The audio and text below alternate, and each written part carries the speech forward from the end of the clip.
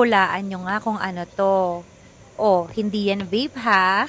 Hi guys, this is Faye and samahan nyo akong mag-unbox nitong bagong Lenovo ThinkPlus TW60B. Grabe Lenovo. Ano na naman tong mga pinapadala mong earphones sa akin? Ang gaganda! So, ano pang hinihintay natin? Let's go and unbox na natin ang bagong TW60B ng Lenovo ThinkPlus. Complete accessories na rin siya. May kasama siyang charging cable which is Type-C and also yung manual. Dahil puro puti na yung mga earpods ko, kaya naray ko itong color black.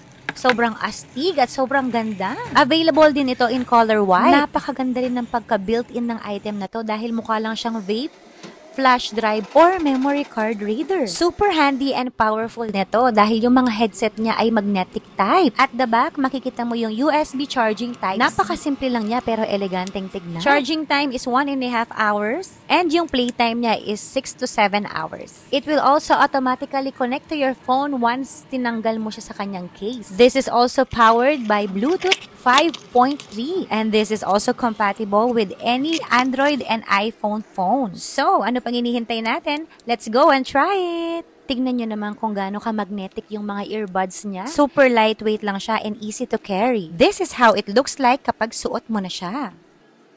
O, diba? Sinasabi ko sa inyo, sobrang ganda. And comfortable din siyang isuot. Most important, hindi masakit sa tenga. Meron itong 10-meter transmission distance and meron din siyang touch controls. Mapapawaw ka talaga kay Lenovo. So what are you waiting for? Click the yellow basket. Deserve mo to!